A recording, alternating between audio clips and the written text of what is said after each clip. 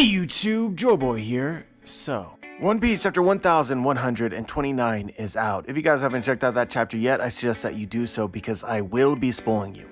But now that you have, let's begin. I can't be alone in thinking that, like, Oda's editors and people surrounding Oda sometimes tell him, like, this is impossible, or you should not do this. He hears it, he mulls it over a bit, and then he decides, challenge accepted. I can already tell you that a lot of people are not going to be happy with this chapter of One Piece. And I think that they're justified in feeling that way. The reveal to the mystery at the very beginning of Elbaff that we basically have right now is just anticlimactic. But before some of you out there get mad at me, let me lay out my case, let me explain. And don't worry, there's a happy ending to this story. Spoiler alert, I liked the chapter, as like I almost always do.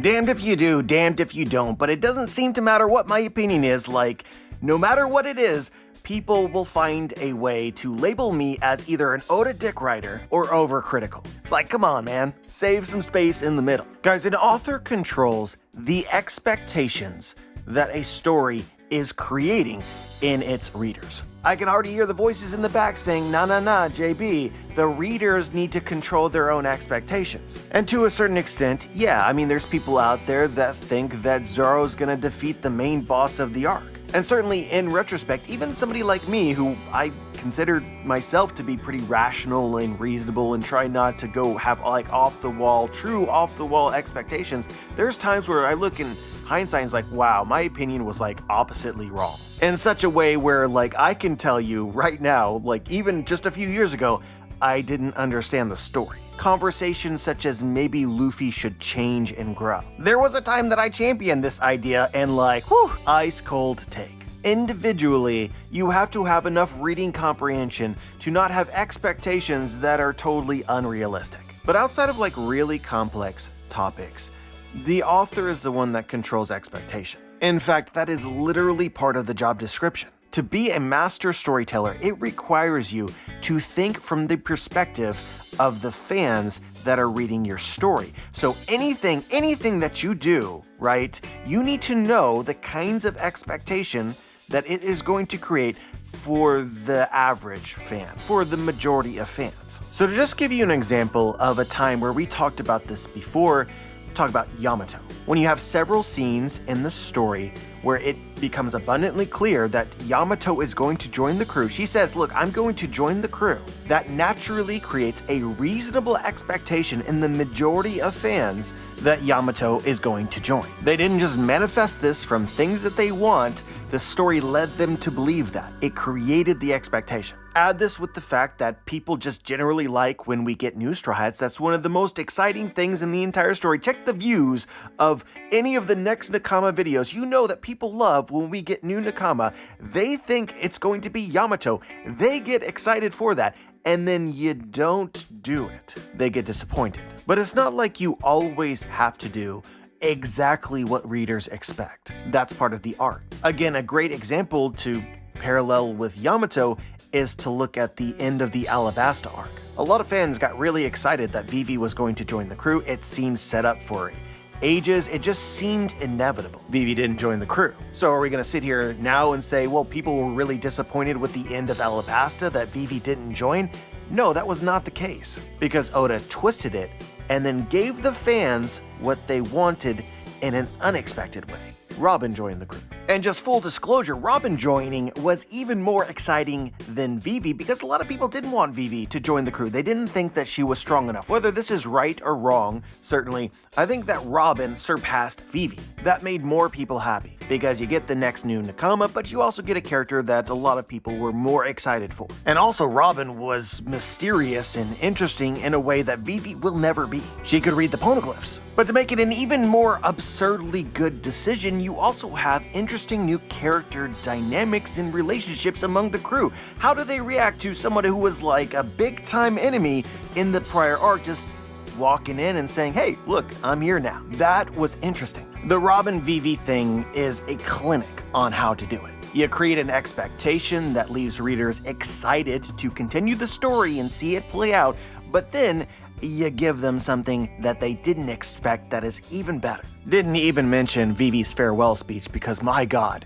did we cry. You can basically think about it like Christmas. Oda is your daddy, okay? Oda is your parent, you are the child, and Oda whispers to you kind of low-key where mom can't hear.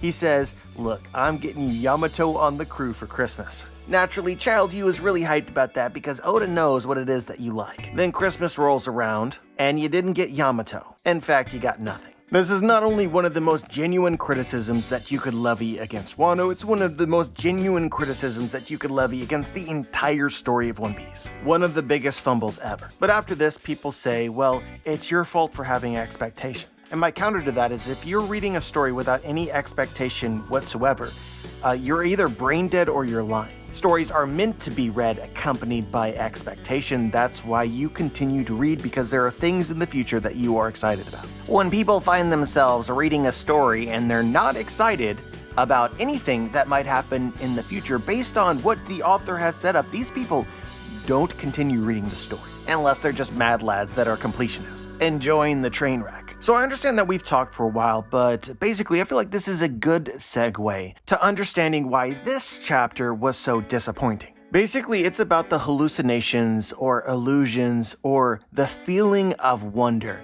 that we had immediately upon getting dropped into Elbaff. Obviously, not everyone has the same experience, but for me personally, this was like the best intro to an arc that we've ever had, and I think I expressed that in my videos. To paraphrase myself, when I'm questioning what is real and what is not, we're hitting the good stuff. One Piece as a whole nails the feeling of wonder, and I got that hit immediately. But as with everything else that happens in the story, it comes with some strings attached. I want a satisfying answer to this mystery. That the answer makes sense is the bare minimum, but more accurately, I want Oda to meet my expectation or surpass it. I'll wait the whole arc if necessary. In fact, I enjoy waiting, and I think that most readers are the same. You can think about Luffy and the One Piece. The One Piece was introduced very early on in the story, and we've adventured to so many different arcs leading up to there, but all the breadcrumbs, the trail, and the clues leading to the reveal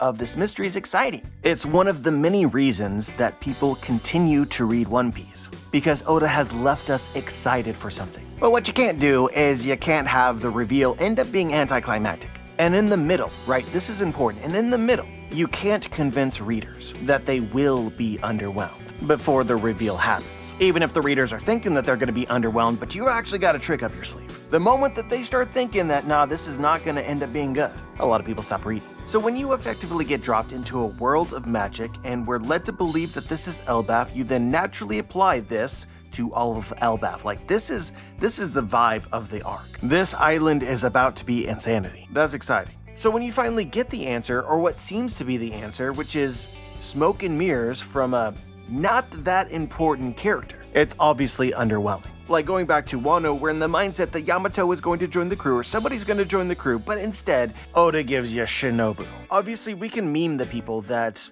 thought that from the very start of the arc, Oda would just immediately introduce a Yonko level character and then say already expected or already wanted Luffy to go Gear 6 or just some absurd expectation like that. But the vast majority of fans are not that dumb. They want to expect reasonable things. And in my opinion, without any question whatsoever, what we got here is anticlimactic. It just is. Right now, your expectations should be rock bottom, because that is what Oda has accomplished. Pardon me for being a bit more as-holy than is normal, but this is how I think a lot of people read the chapter. In the chapter, it was explained that the reason why the Strat ship disappeared is that the crow creature picked them up out of the ocean. It could do this because the giant ship in the Thousand Sunny passed through some sort of sleeping mist, so everybody had fallen asleep. Which, just as an aside, is very conveniently annoying. And the crow being there to pick them up while they are asleep is the same very conveniently annoying, even if it makes sense. The crow then delivers this to the sun god, who was revealed in this chapter to be Road, of the new giant warrior pirates, a subordinate of Hyrule. An argument can be made that Road is constantly on the lookout for humans to put inside of his diorama. If he knows of a sleeping mist, then ships that pass through that would be vulnerable targets, which I assume is what was going on here. For some idiotic reason, he thought it would be a good idea to put the Strats inside of this. But he also isn't really evil and was never a threat, a legitimate threat to them. He had no intention of harming them. Because, and I guess this makes some sense, he didn't know the Straw Hats. Hyrule pledged his loyalty to the Straw Hat crew, but apparently never talked about them at all, never really hyped them up at all, and so Road just assumed that they were regular humans. So this is where the Strats were when they eventually woke up. Then we have some like weird illusion things going on, for instance the cat transforming into a lion. We should absolutely assume that this is 100% the giant booze, the fairy green. We can't say that we weren't warned. It was set up from the very beginning. The giants told us if you drink this, it can cause hallucinations. So basically the Strats, even after they were asleep for however long, woke up and they were still drunk. This is particularly annoying because the elements of Elbaff that we liked initially when we were dropped here are not going to continue for the arc, unless they purposefully day drink, which would also be conveniently annoying. Everything that I laid out here is what you should think. Everything that I laid out here is what Oda is now telling us that we should think. But guys, wherever your expectations are not, that does not mean that what we're supposed to be led to believe is actually the case. The majority of the time that there's unmet expectations in the story, it is really not like the Yamato example at all. The majority of the time, it has a lot to do with us wanting things before Oda is ready to reveal them. To go back to the Christmas analogy, because why not? Oda got you real hyped up that you're gonna get Yamato for Christmas. But Christmas comes and goes and you don't get Yamato. You ask Oda, why didn't I get Yamato? And Oda says nothing. But what if you're actually still going to get Yamato, but it doesn't come on Christmas Day? Instead it comes in New Year's. Oda really wants to surprise you, so he doesn't tell you.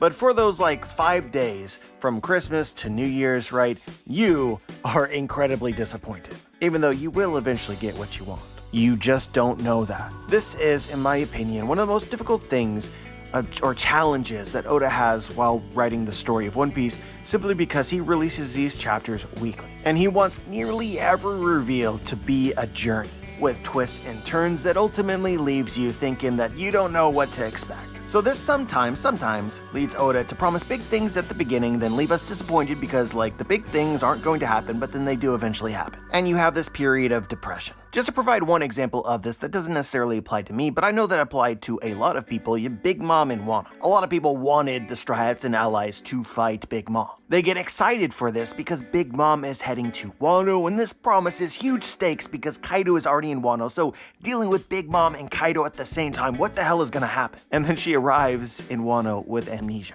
And her first friends are Tama and Chopper. So for those out there that was excited for Big Mom to be antagonistic in Wano, you had to go through this journey of like Oda trying to convince us that that's not the case. So you had your period of depression. Anyway, let's take a deep breath and try to gather our thoughts. I promised you that there was a happy ending to this story, because I liked the chapter. I actually liked the chapter a lot. And a big part of this is my trust and my faith in Oda. So to begin with, and I said this in my last chapter review, the beginnings of arcs, especially in the post-time skip, are just chock full of foreshadowing. One of the techniques that Oda consistently employs is basically the impression that you get when you start an arc ends up being the most accurate reflection of the end of the arc, as well as the general appeal of an arc. I think the vast majority of people will tell you that their first impression of Elbaff is that this arc is going to be magical. And even if you're not thinking that right now, it's incredibly likely that it's going to be the case. Lots of potential examples, some more difficult to talk about than others, but an easy one is Whole Cake Island.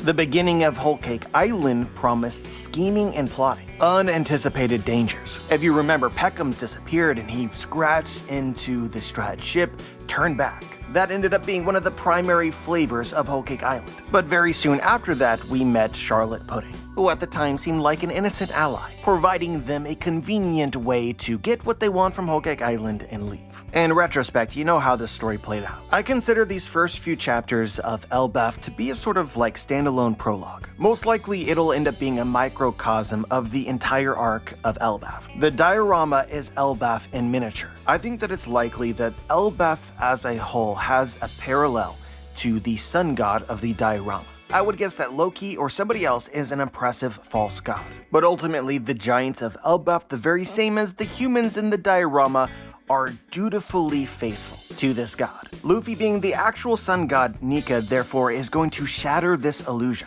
The giants will realize that they have been fooled. But to expand on this for just a moment, a lot of this makes a ton of sense because we've already got a glimpse of Elbaff and some of these dynamics with Mother Carmel. Based on Big Mom's flashback, it's pretty abundantly clear that the giants thought that Mother Carmel was either the sun god or the sun god's prophet.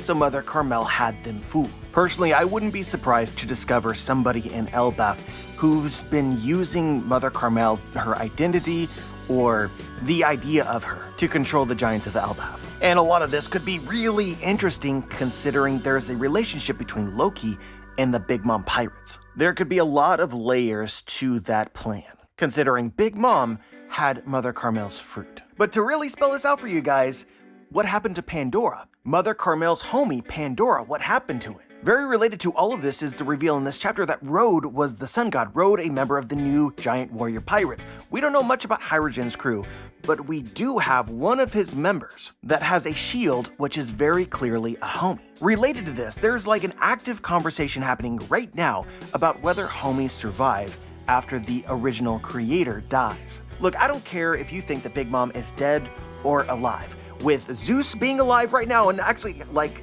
emphasized in the chapter, given our impression that Big Mom is supposed to be dead, it like creates this question of do homies survive after the creator has died? I don't think that Big Mom is dead. That being said, I do think that Zeus would still be here even if Big Mom had died. I think the powers of the soul fruits are very similar to the powers of the shadow fruit of Gecko Moria. Moria told us that even if he was defeated and killed, the shadows would not return to their original bodies. The only reason that happened is because Moria recalled those shadows to himself, and then metaphorically or literally bit off more than he could chew, and Luffy made him spit them out. But while they were attached to zombies, they would have continued on without Moria. So this is why I think that 1, Pandora is still alive, and 2, Pandora is the sun god of Elbaff. If you remember how Big Mom or the soul fruit's powers work, Big Mom was able to steal lifespan from the residents of Whole Cake Island and then give them to inanimate objects, so they had the souls of the various residents. But on a special occasion, Big Mom could remove portions of her own soul. This was what made Napoleon, Zeus, and Prometheus special. They possessed Big Mom's soul. When Mother Carmel created Pandora, she didn't take the soul or the lifespan of anybody around her, so I presume that Pandora possesses Mother Carmel's soul. Pandora is Mother Carmel. Pandora, just the same as Mother Carmel, has convinced the people of Elbaff that it is what it is not. And just the same as Mother Carmel, it is traitorous and evil. Do you guys see how well that this works? It especially works if Big Mom is still alive or the Big Mom pirates find their way to Elbaff, because this is like Big Mom and Whole Cake Island, Mother Carmel, where did you go? And all of this stuff, it just works. Like, it's mind-blowing how well this works. You could even create a theory within a theory, which is that the trail of Mother Carmel led Big Mom to Elbaff, where she discovered Pandora, but she knew, because she has the fruit, she knew what Pandora actually was. So Big Mom extorted Pandora and her power in Elbaff to arrange a marriage with Loki the king, even though the giants hate Big Mom. And most likely, this arranged marriage would have been very unpopular. But yeah, it goes without saying that this theory makes a lot of sense to me, but it is just a theory, so keep that in mind. Let's continue. The diorama is a microcosm of Elbaff, and essentially foreshadows the entirety of Elbaff. One of the key concepts that we've learned through Road is that it's likely that a certain faction or a large number of giants are racist against humans. If you recall, it took a lot of effort, it took a lot of work for Mother Carmel to essentially be given permission to live in Elbaff. The impression that we have is that it is very uncommon for a human to live freely in Elbaff. Mother Carmel was an exception. This could relate all the way back to the Void Century. Remember, giants are really long-lived. They can live for 300 years, so we're not that many generations separated from the Void Century for them. More than any other race, they should remember the past. And if Joy Boy fought for all the various races and people like the Doflamingo family enslaved non-humans, including giants, we even see a giant in Sabaody being enslaved, the giants most likely have a lot of reasons from history to be distrustful and dislike humans. Honestly, guys, my expectation is I think that this is likely that when we get to the capital of Elbaff, where Loki lives, we will find that the giants have enslaved the humans who visit Elbaff. Kind of the same as what Road has done here with the Diarama. All this works really well with what Big Mom did to Mother Carmel. Big Mom a human. Her actions reignited tensions between races. But even if there's somebody who claims to be the sun god in Elbaff, that does not mean that every giant is faithful to this false god. I kind of feel like Road foreshadows this. It would seem to me to be kind of blasphemous for Road to claim to be the sun god even in this Diarama fake universe if he believes in the sun god and there's an actual sun god in his kingdom that he's faithful to. So we could end up with a faction of giants, including the new giant warrior pirates that are against the rulers of Elbaff. But just to expand this thought in a way that's not likely to be right but is interesting nonetheless, we know that Mother Carmel actually sold giants from Elbaff to the world government, and these giants ended up members of the Marines. Mother Carmel facilitated these trades in some way. But to the actual residents of Elbaff, the giants of Elbaff who don't leave the island,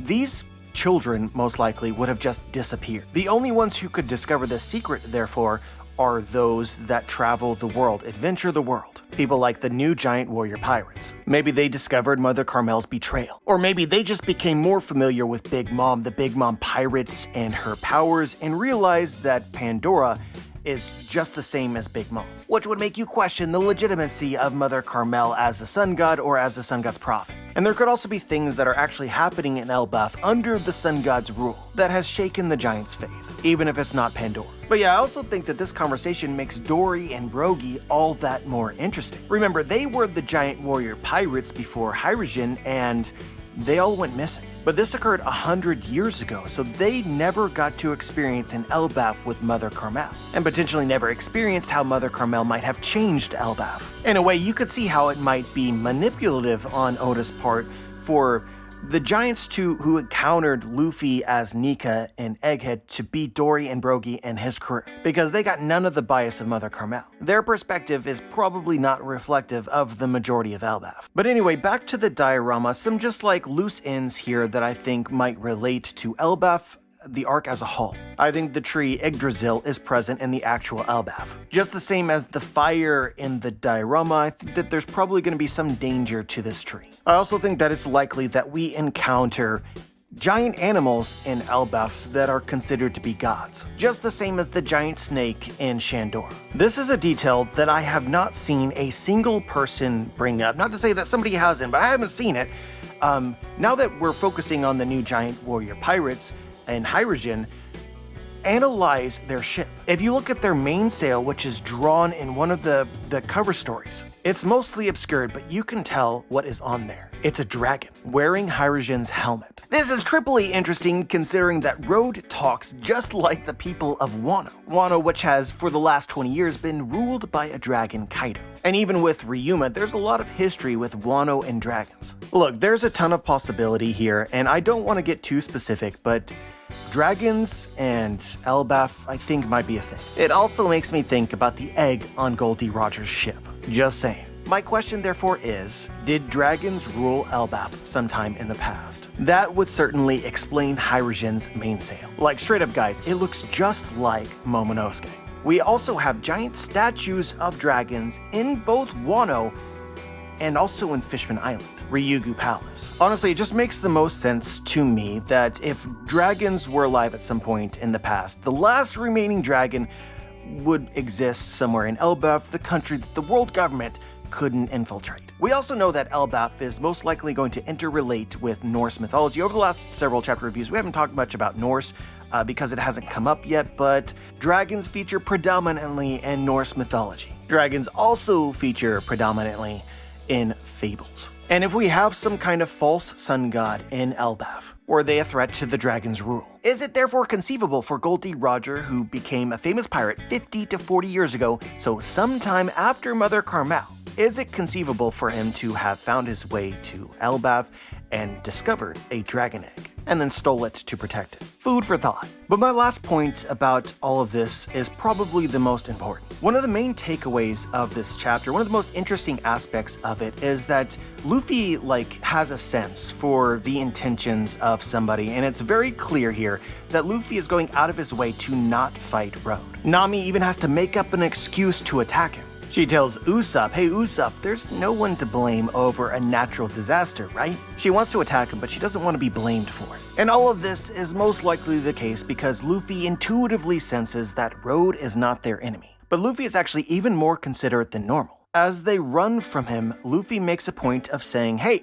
we're not going to destroy this place that he's created. He's clearly worked really hard on it. And my opinion is that all of this relates to the fact that this diorama is Road's dream. It's his fantasy land. Luffy has no intention of destroying Road's dreams, which is why he didn't want to destroy the diorama. But some people will notice that we now have a contradiction because I've argued that the diorama is a microcosm of Elbaff. If the actual Elbaff is the same as the diorama, why would Road have created the diorama to escape to a fantasy world that is the very same as the world outside of it? It only works if Elbaff is different. I think the diorama is meant to be an ideal version of Elbaff, the version of Elbaff that Road desires, but isn't exactly real. Not yet, anyway. Personally, I think that the end of Elbaff is going to be almost exactly like this chapter of One Piece. I just think that because of the story that's going to play out and due to Luffy's actions, Elbaff gets destroyed. We have Ragnarok in Elbaff. A theory that I've had for a very long time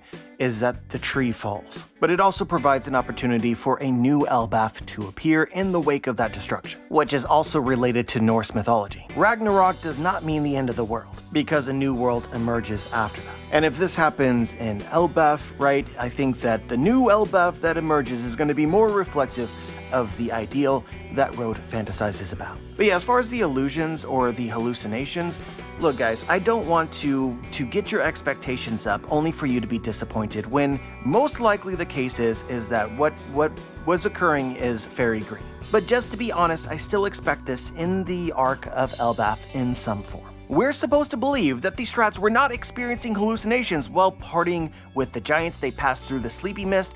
They wake up some hours after this point in time. No, scratch that. It has been days. And then finally, in the diorama, then they see hallucinations? That does not make sense. Now, you can make an argument that Road was responsible for these illusions or hallucinations when Nami summons Zeus to smite him. In the TCB translation, he says, "What is this? I didn't make that." This could imply in a very subtle way that the weird things happening in the diorama is because of Road. But Road wasn't there when the cat transformed, so that still doesn't make sense. So with this being explained, in my opinion, we're lacking a legit explanation for the illusions. And all of this makes me think about the introduction to Elbaff and the tree that is invisible there. I explained this in a recent theory video.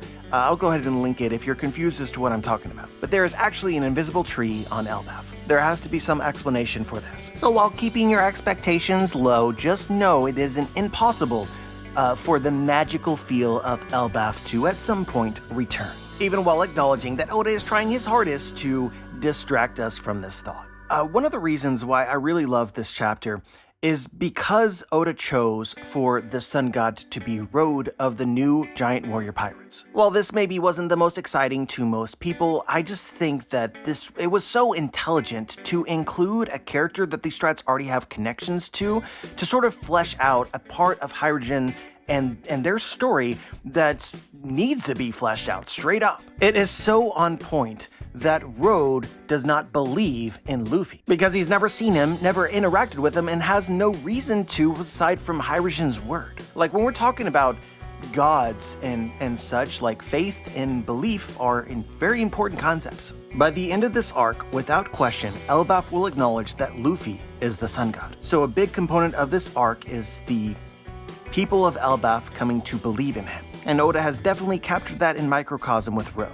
I try to keep this in mind every time it happens, but like throughout the entirety of the story, what the Strats do is they do what others say is impossible. And that's no different with this chapter. Road says, well, this prison was made for giants, nobody can break out of it. The moment you say that nobody can do this, right, is the moment that you realize that Luffy is gonna do it. So naturally, I also think that regarding the entirety of Elbaff, Luffy is going to do something that people think is impossible, whatever that might be. And I think just the same as Road, as we leave him right now, Luffy is broken out of the prison, there was a storm that appeared out of nowhere, he's captured this East Cat. I think after this chapter, Road is going to believe in Luffy. Likewise, after Luffy does the impossible for the entirety of Elbaff, they're gonna believe in him as the Sun God. That just makes the most sense to me. But anyway, just some final thoughts. Road as the Sun God was clearly attracted to Toonami, and I think that this might foreshadow Loki in some way. I think Loki is legitimately attracted to humans. This could end up being relevant. It's also interesting to me that Road built the Diarama in a facility that he tells us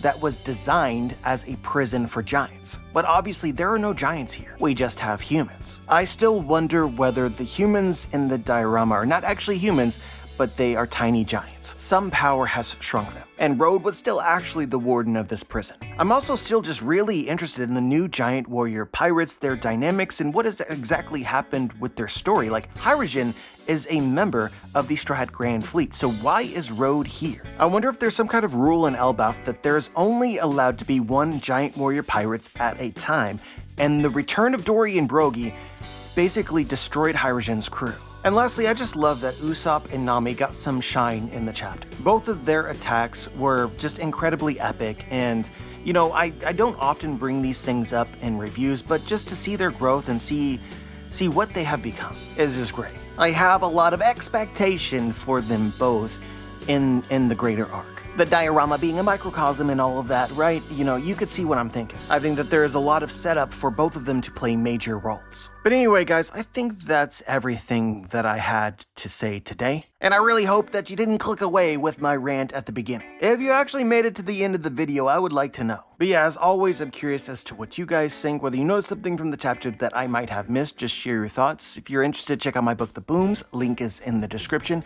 Like the video, subscribe, click the bell to be notified, join the squad, and as always, guys, have a wonderful day.